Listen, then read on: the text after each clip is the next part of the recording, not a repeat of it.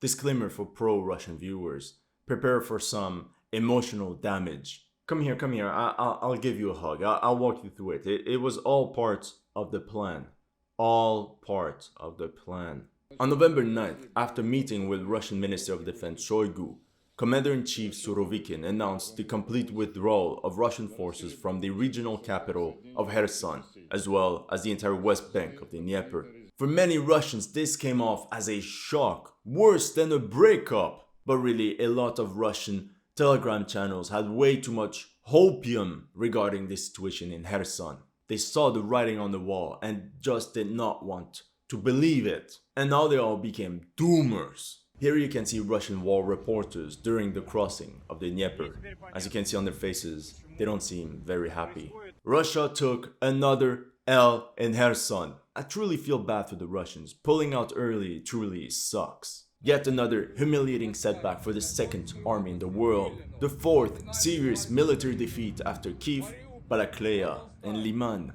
But why are Russian generals talking about a withdrawal when the Russian paratroopers were holding the line? Why announce this withdrawal before actually doing it? Why would they reveal their plan just like that? Because of this odd official announcement, Ukrainians are not popping champagne. Many still think this is some sort of elaborate trap. Polish generals and French secret services shared the same information to their Ukrainian partners, claiming that instead of a full withdrawal, that the Russians might actually be reinforcing their bridgehead or planning some sort of trick. Ukraine should be careful. Until the blue and yellow flag will not be hoisted on Kherson and all along the Dnieper, they will not call this a victory. Others claim that this is all part of some backdoor diplomacy. Another gesture of goodwill by Putin. Some go as far as to say that this is an agreement as part of a possible future ceasefire. Let's cut the chase. I personally believe the Russians are actually retreating. They took the L and that's it.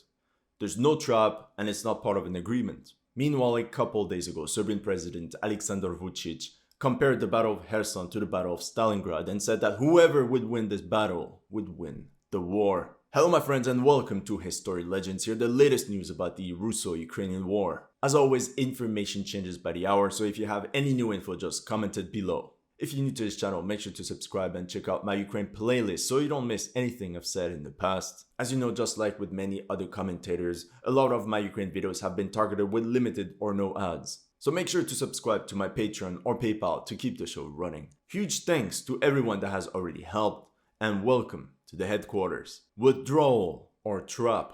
A couple weeks ago when Surovikin took command of the special military operation, he already mentioned and foreshadowed that difficult decisions would have to be made. 2 weeks ago already, around the 18th of October, my friend DPA already said that this tough decision was most likely a full Russian withdrawal from the west bank of the Dnieper. He was right. A couple days ago on Telegram, people noticed how the Russians took off their flags from administrative buildings in Kherson. This sparked a lot of debate regarding a possible Russian pullout from Kherson. But Russian analysts said everything was fine. Kherson was too important, and it's part of Russia now, it has to be defended. That the Russians simply removed the flags from administrative buildings because that made them easy targets for Ukrainian artillery. No need to worry because the Russians are actually increasing the fortifications on the west bank. And a lot of armored concentrations were spotted near Kherson and Novakharovka, and that more reinforcements were actually coming in. This sentence about reinforcements is often a bad omen for Russia. However, Russian doomers then pointed out strange things. Why are the bridges over the Dnieper not repaired? Why are Russian engineers mining the entire riverbank of the Dnieper? Why are Russian units building entrenchments in Kherson itself, in Novakharovka, on the east bank of the river? Like you can see on these satellite images. This one from the 10th of October at Chongar, and this one on the 5th of November, where you can see a trench network built near Armyansk and some excavators. Doomers also ask why are Russians blowing up bridges so far behind the front line. Here in red you can see all the bridges the Russians recently blew up in Kherson.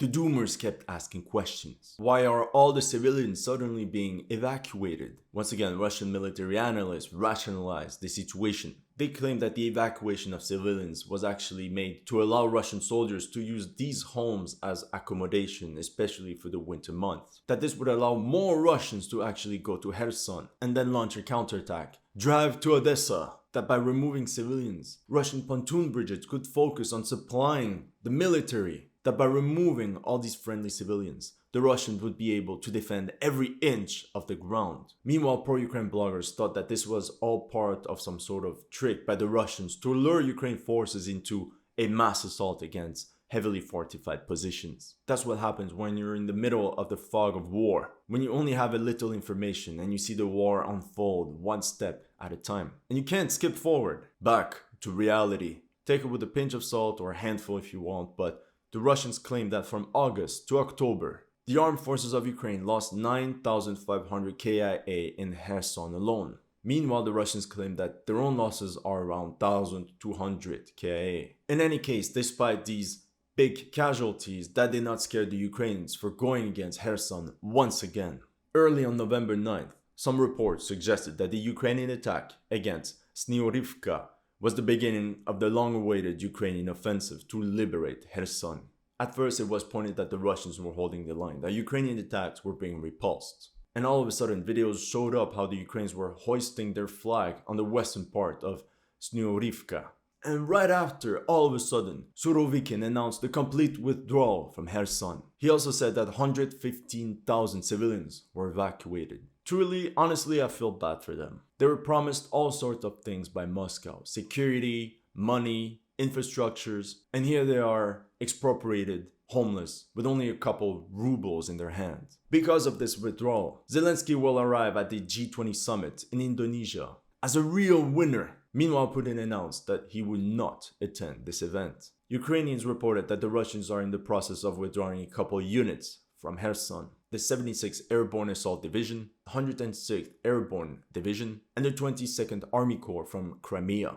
Ukrainians also reported that the nature of these Russian actions suggests that a systematic retreat from their Kherson bridgehead is underway, relying on several defensive lines to retreat from line to line while maintaining combat order and control. According to some military bloggers, the Russians are actually withdrawing step by step towards Novakhovka, thus leaving behind Kherson since the bridge there is fully destroyed. And all this now explains why there were so many rumors about the Russians having built fortifications around Novakhovka and not at Kherson. Ukraine reported that the retreat of Russian troops will take a few days and that it will not be quick.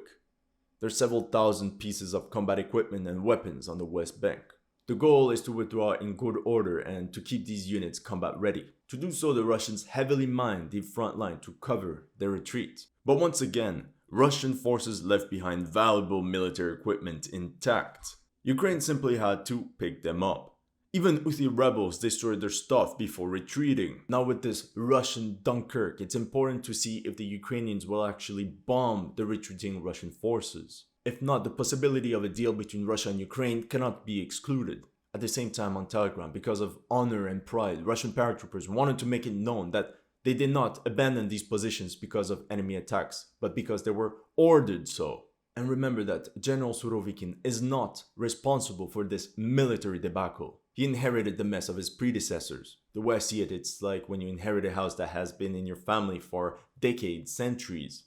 But when you get there, you notice that it's in a decrepit state. Everything is falling apart. You try to repair it for thousands of dollars to maybe be able to fix it. Or you put your ego aside, sell the land, and reinvest the money somewhere else. With that being said, there was something I found very strange. The honesty of the Russian high command. Unlike in the past where they would use this Soviet black box of announcing the reality only days after it happened. This time they announced the withdrawal before actually doing so. General Surovikin explained to the public his difficult decision very clearly in 4 points. Number 1, the city of Kherson and adjoining communities could not be properly supplied. I have to admit that when the Ukrainians reported that the Russian grouping at Kherson was in an operational encirclement, that they were right. That the continuous Ukrainian artillery and missile strikes against the bridges over the Dnieper eventually took their toll. Not only that, recently Ukrainians managed to destroy with very precise shots a pontoon crossing that the Russians had built right next to the bridge. If Russia cannot supply these men, they're at the mercy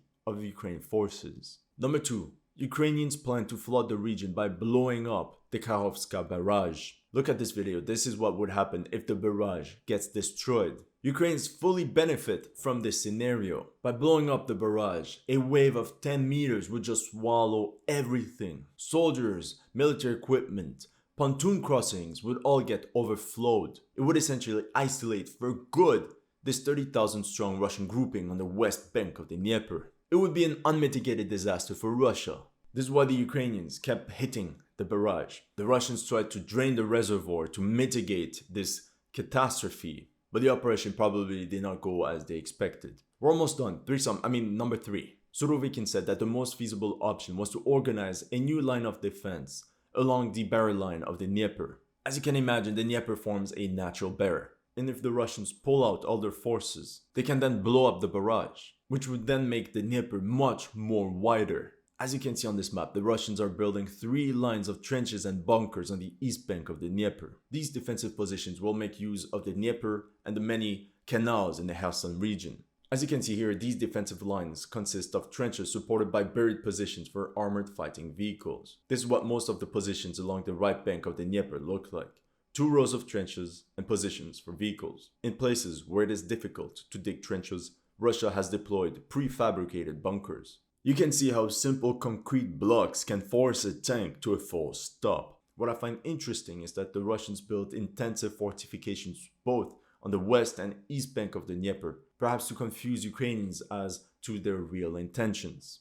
The Dnieper and these defenses would make a Ukraine crossing very difficult. It would not be impossible. Ukrainians proved to be extremely capable in this war. But like we're seeing with their attacks against the Zaporozhye nuclear plant, Ukrainians can only send 1 batch of soldiers at a time. And if they plan a large amphibious operation, such concentrations would not go unnoticed by the Russians. So keep an eye on NATO deliveries of amphibious equipment to Ukraine. Last point, number 4. Surovikin said that the freed forces will be used for offensive operations. Despite all these setbacks, Russia has not abandoned its dreams of some offensive operation. Like the Russian attacks against Bakhmut, Soledar and Pavlivka have shown, the Russians don't have enough infantry to properly clear the settlements they conquer. For example, at Pavlivka, one of the problems is that the Russian infantry did not properly clear out the basements of all the houses. So when the Ukrainians got out, the Russian forces got overwhelmed. It was like guerrilla warfare. However, there's something else that I found extremely strange coming from the Russian side.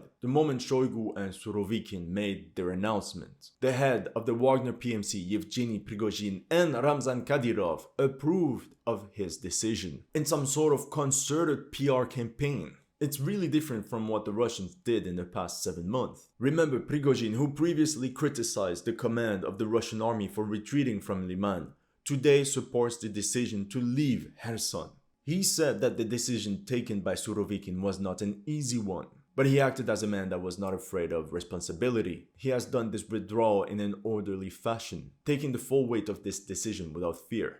Prigozhin adds, I would like to stress that a withdrawal operation is always extremely difficult. Withdrawal of the troops with minimal losses is the greatest achievement. It does not do credit to the Russian army, but it underlines personal qualities of a military leader. Prigozhin ends with this last sentence. When Surovikin was appointed to this position, he was well aware of what would happen in October and November, and he knows very well what the steps will be in the future. Meanwhile, on Telegram, Ramzan Kadyrov also wrote something interesting. I quote, I fully agree with Mr. Prigozhin's opinion on Surovikin's decision. Surovikin saved 1,000 soldiers who were in actual encirclement. After weighing all the pros and cons, General Surovikin made a difficult but right choice between senseless sacrifices for the sake of loud statements and saving the priceless lives of soldiers. Why was this withdrawal not done from the first days of the special operation? This is another question. Kadyrov then explains that Kherson is a very difficult region to supply, but he also says that in this difficult situation, Surovikin acted wisely and far-sighted. He first evacuated the civilian population and then regrouped his forces. As you know, it was very important for the Russians to evacuate all the civilians because we know what would happen to all the pro-Russian ones left behind,